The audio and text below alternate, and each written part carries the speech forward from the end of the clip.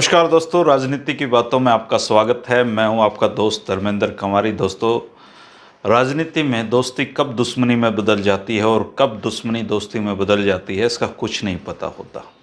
चौधरी भजनलाल 1991 में मुख्यमंत्री बनकर जब सत्ता की पकौड़ी खा रहे थे, तब एक चौकड़ी उनकी पकौड़ियों का स्वाद जो था वो उसको कसेला बनाने में जुटी हुई थी। और ये हरियाणा की राजनीति का एक अनोखी जुगलबंदी उस समय बनी थी, जिसकी चर्चा आज हम करेंगे। 1991 के विधानसभा चुनाव से पहले राजीव गांधी का चले जाना चौधरी भजनलाल के लिए किसी वरदान से कम नहीं था। इसके बाद वो हरियाणा प्रदेश के मुख्यमंत्री बने और चौधरी बीरेंद्र सिंह को उन्होंने अपने मंत्रिमंडल में शामिल कर लिया। लेकिन जब सत्ता संभाली तो चौधरी भजनलाल के नाज और नखरे दिनों दिन बढ़ते जा रहे थे। वो चौधरी बीरेंद्र सिंह को किसी भी कीमत पर ठिकाने लगाना चाहते थे और उन्होंने ऐसा कर भी दिया, चौधरी बीरेंद्र सिंह को अपने मंत्रिमंडल से उनकी छुट्टी करके। इसके बाद चौधरी बीरेंद्र सिंह केवल विधायक रह गए और कुछ दिनों बाद उनके पास प्रदेश अध्यक्ष की कुर्सी थी, वो भी छीनकर धर्मपाल मलिक को चौधरी भजनलाल ने दे दी। अब चौधरी बीरेंद्र सिंह खाली विधायक बनकर क्या करते। चंडीगढ़ विधानसभा की जो मीटिंग होती थी, बताते हैं कि उसमें भी चौधरी वीरेंद्र सिंह काफ़ी मायूस दिखाई देते थे, लेकिन मन में कुछ उधेड़-बुन चल रही थी।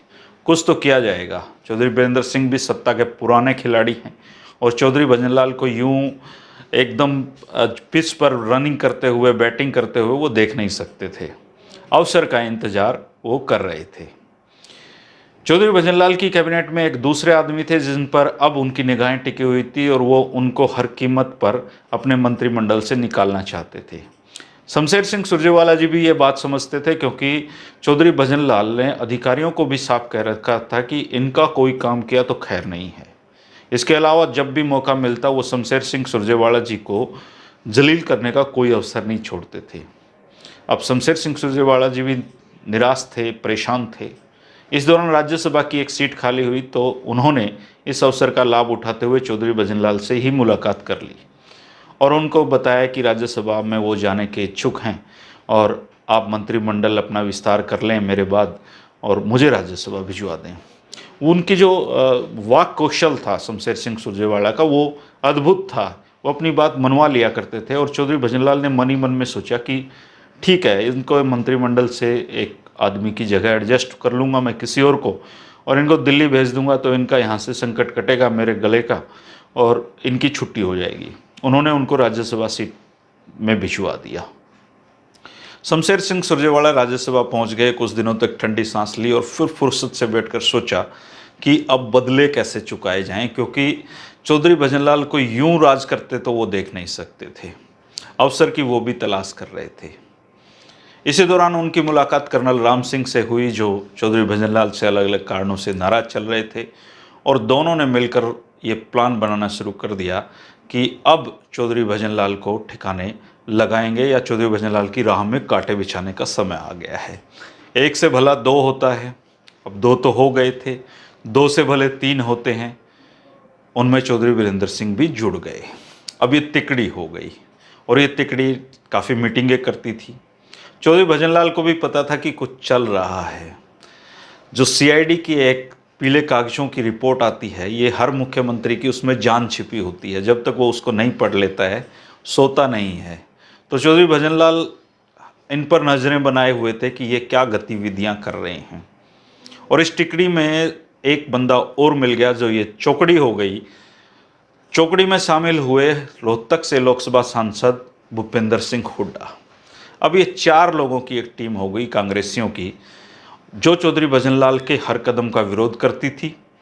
और इन लोगों ने कांग्रेस को मजबूत करने के नाम पर प्रदेश में अलग अलग जगह पर सम्मेलन करने शुरू किए। धीरे धीरे चौधरी भजनलाल के जो एंटी ग्रुप के लोग थे वो इसमें शामिल होते गए। सम्मेलनों में लोगों की संख्या बढ़ती गई और चौधरी भजनलाल की नींद उड़ती गई। इस तरीके से ये जो दो गुट हरियाणा में उस समय बने, ये दो गुट फिर कांग्रेस में हमेशा ही बने रहे। हमेशा ही चौधरी भजनलाल के खिलाफ एक मजबूत धड़ा प्रदेश में काम करता रहा, जिसमें लोगों की संख्या बदलती रही। कभी कोई आ जाता था, कभी कोई आ जाता था, लेकिन भूपेंद्र सिंह हुड्डा हमेशा चौधरी भजनलाल के एंटी गुट का फिर नेतृत्व उन्होंने किया और फिर सत्ता भी हासिल की। हरियाणा प्रदेश के 2 बार वो मुख्यमंत्री बने और चौधरी भजनलाल को ही शिकस्त देकर बने। तो जो चौधरी भजनलाल की सत्ता की जो पकौड़ियों का आनंद था, उसमें इस चौकड़ी ने काफ़ी समय तक खलल डाला और उसके हरियाणा प्रदेश की राजनीति में बहुत अनोखे और अलग अलग परिणाम दिखाई दिए। इसके बाद जब चौधरी भजनलाल की राह में ये लोग कांटे बिछा रहे थे, हरियाणा में 2 उपचुनाव हुए और वो दोनों उपचुनाव बहुत दिलचस्प हरियाणा की राजनीति के चुनाव हैं, जिनका जिक्र हम अगले वीडियो में करेंगे, क्योंकि उन्होंने हरियाणा प्रदेश की राजनीति को बहुत गरमाया था उन 2 उपचुनाव में। इस दौरान की अगर घटनाओं के आप साक्षी रहे हों, आपने वो दौर देखा हो, किस तरह का वो दौर देखा था, तो हमेशा की तरह आप कमेंट करके हमारी जानकारियों को बढ़ाएं। 3 बजे की चाय के साथ राजनीतिक वीडियो का सिलसिला दोस्तों हमेशा जारी रहेगा। चैनल को सब्सक्राइब कर लें, पसंद आए तो इसको दोस्तों के साथ शेयर कर सकते हैं। इतना प्यार देने के लिए, और इस जो सीरीज़ है, मैंने कभी सोचा नहीं था कि इसको हरियाणा में 1 करोड़ लोग इसको देखेंगे। तो ये सब आप लोगों की मेहनत का, आप लोगों के प्रेम का और आप लोगों के जो आपने इसमें जो दिलचस्पी दिखाई है, उसका परिणाम यह है कि मेरा हौसला बढ़ता है इस तरह के वीडियो और बनाने का।